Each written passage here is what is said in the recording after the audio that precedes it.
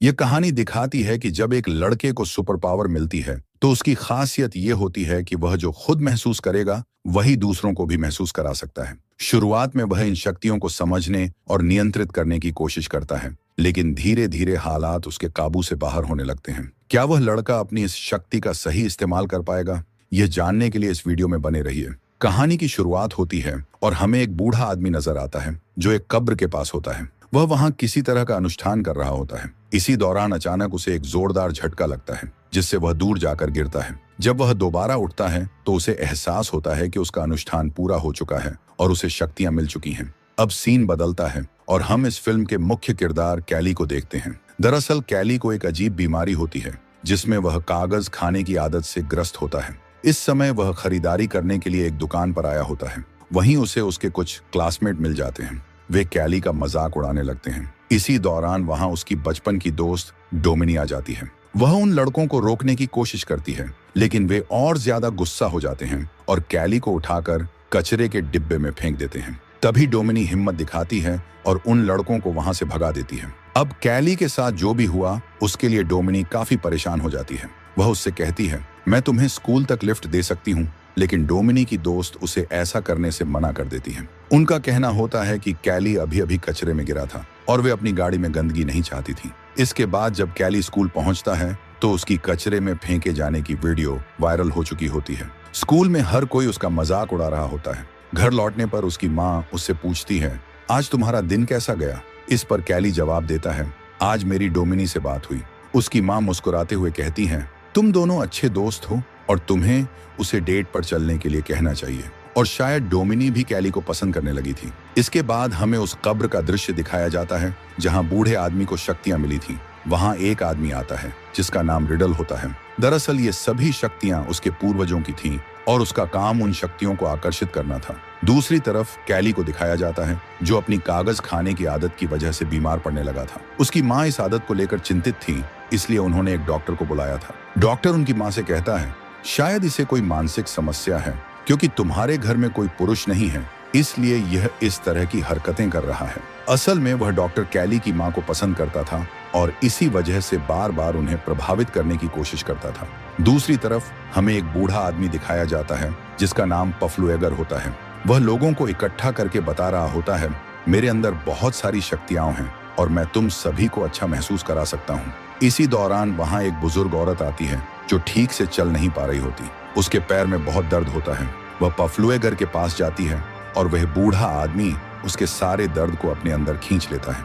ये देखकर सभी लोग उसकी तारीफ करने लगते हैं। वहीं कैली की माँ भी यह सब देख रही होती है। उसे लगता है कि शायद पफ्लुएगर कैली की मदद कर सकता है, इसलिए वह उसे अपने घर आने का न्योता देती है। दूसरी तरफ रिडल भी इन घटनाओं को गौर से देख रहा होता है। वह पफ्लुएगर के पास जाता है और कहता है, जो शक्तियां तुम्हारे पास हैं वे तुम्हारे लिए खतरनाक साबित हो सकती हैं।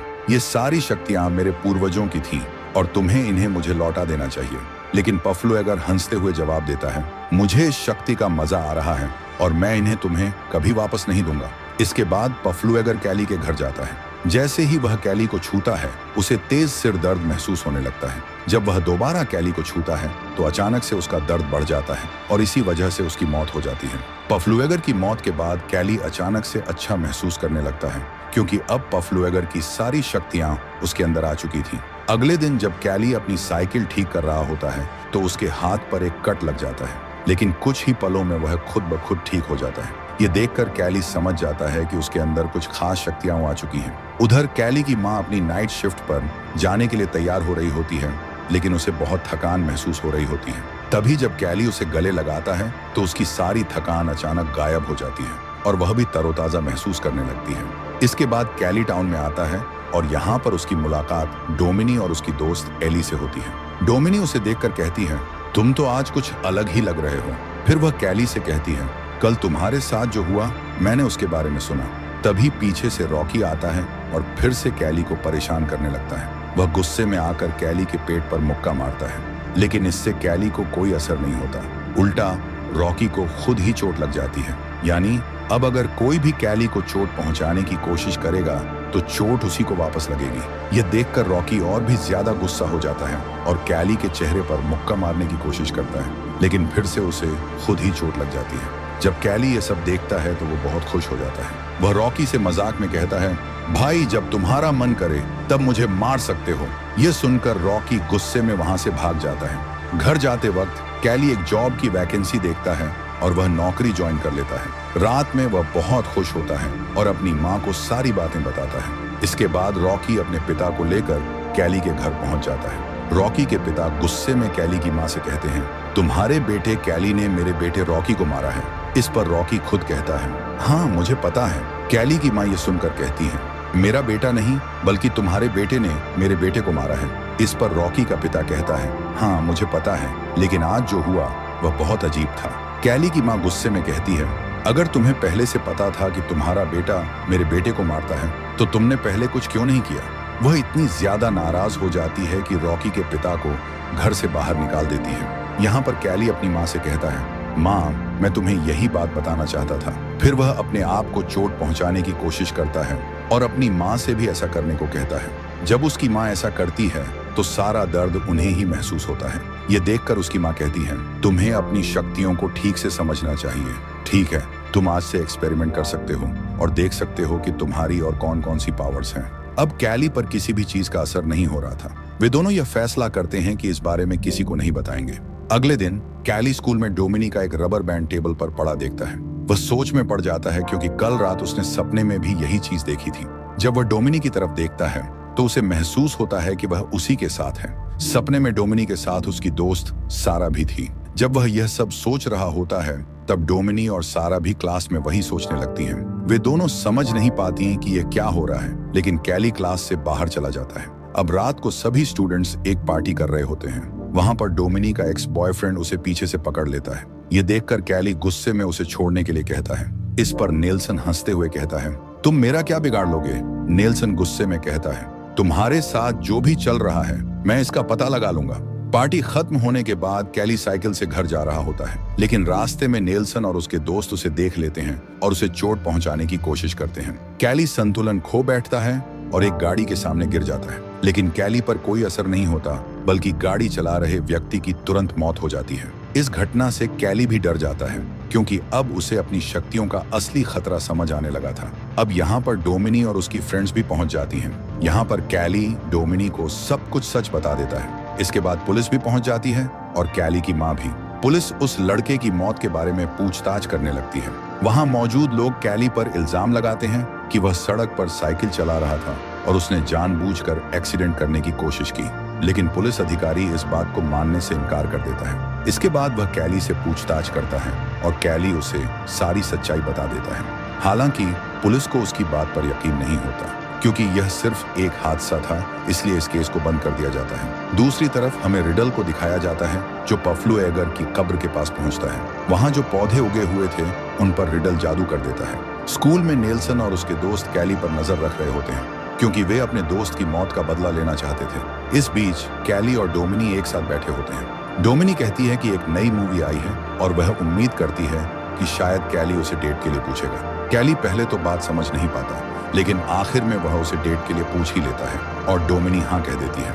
इसके बाद जहां कैली काम करता था वहां रिडल उससे मिलने आता है। वह कैली से पूछता है कि क्या वह पफ्लू एगर को जानता है। फिर कैली उसे सब कुछ बता देता है। ये सुनकर रिडल समझ जाता है कि अब पफ्लू एगर की सारी शक्तियां कैली के अंदर आ चुकी हैं। रात में जब कैली घर आता है तो उसकी माँ के सिर में दर्द हो रहा होता है, इसलिए वह दवाई लेने के लिए बाहर निकल जाता है। लेकिन बाहर नेल्सन और उसके दोस्त उसके घर पर नजर रख रहे होते हैं। उन्हें लगता है कि शायद कैली की माँ घर से बाहर गई है और कैली अकेला है। वे अपनी गाड़ी से उसके ट्रेलर को लोहे की चेन से जोड़ देते हैं, जिससे ट्रेलर नीचे गिर जाता है। ट्रेलर गिरने की वजह से वहां गैस लीक हो जाती है। कैली की माँ बाहर निकलने की बहुत कोशिश करती है, लेकिन वह बाहर नहीं निकल पाती। तभी एक लैंप नीचे गिर जाता है और वहां आग लग जाती है।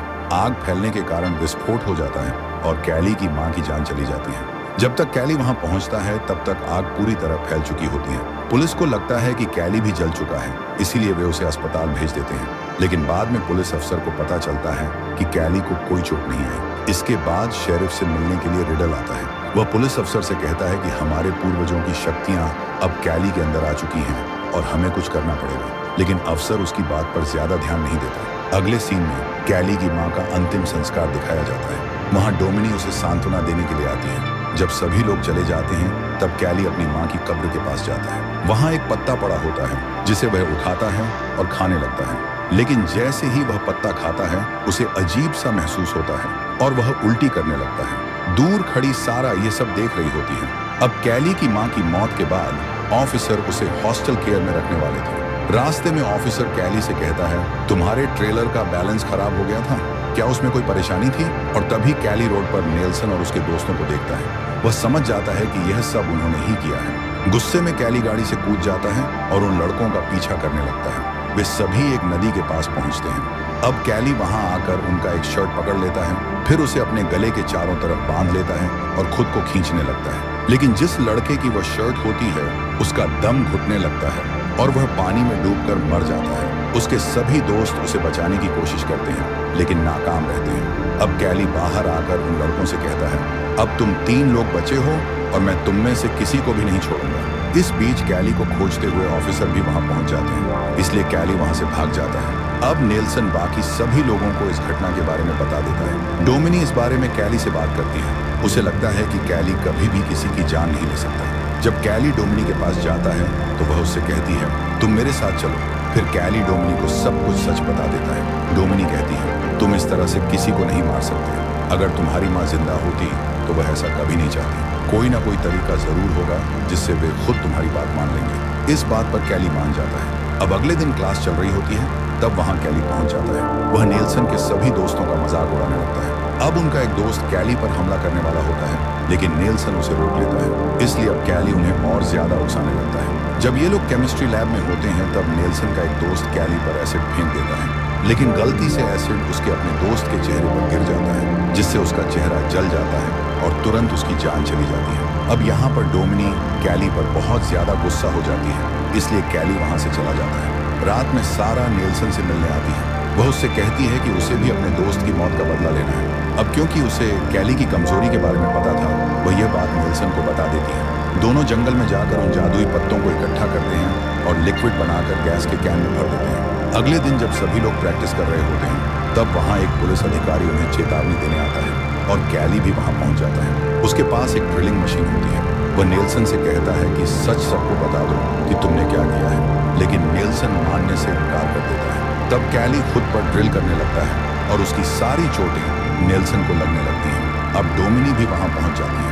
इसी दौरान नेल्सन ने जो लिक्विड बनाया था उसे कैली पर छिड़क देता है। इससे पहले कि हालात और बिगड़ते, वह मौके का फायदा उठाकर पुलिस अधिकारी की बंदूक छीन लेता है। जब कैली धीरे धीरे ठीक होने लगता है तब नेल्सन उसे गोली मार देता है। इसकी वजह से नेल्सन की मौत हो जाती है। डोमिनी कैली से कहती है कि उसे इस तरह से बदला नहीं लेना चाहिए था। शरीफ कैली से कहता है कि यह सब तुम्हारी ताकतों की वजह से हुआ है, लेकिन मैं तुम्हें फिर से नॉर्मल बना सकता हूँ। अब कैली भी फिर से नॉर्मल होना चाहता था। इसके बाद रात का समय दिखाया जाता है। अब सभी लोग रिडल के पास जाते हैं, जहाँ एक अनुष्ठान किया जाने वाला था जिससे कैली की सारी शक्तियाँ खत्म हो जाएं। कैली को तेज दर्द होने लगता है। रिडल कहता है कि कैली के पास ये शक्तियाँ बहुत लंबे समय से हैं और इन्हें हटाने के लिए उसे अपनी जान देनी पड़ेगी। ये सुनकर डोमिनी कैली से कहती है कि जल्दी से यहाँ से भाग जाओ। अब सभी लोग घबरा जाते हैं। इसी बीच शरीफ का एक आदमी किसी को गोली मार देता है। डोमिनी भी गोली लगने से घायल हो जाती है और मरने से पहले कैली से कहती है कि अपनी शक्तियाँ किसी को मत देना। कैली को बहुत गुस्सा आ जाता है। यह देखकर शरीफ कैली के सिर पर गोली मारकर उसे खत्म कर देता है। इसके बाद शरीफ रिडल से पूछता है कि क्या उसे शक्तियाँ मिल गईं? लेकिन रिडल कहता है कि नहीं। इसके बाद दिखाया जाता है कि जब लोग डोमिनी के शव को ले जा रहे होते हैं तब डोमिनिक अचानक उठ जाती है। अब कैली की सारी शक्तियाँ उसके अंदर आ चुकी थीं और वह अब सबसे बदला लेने वाली थी। यही सीन आखिरी होता है और इसी के साथ फिल्म खत्म हो जाती है।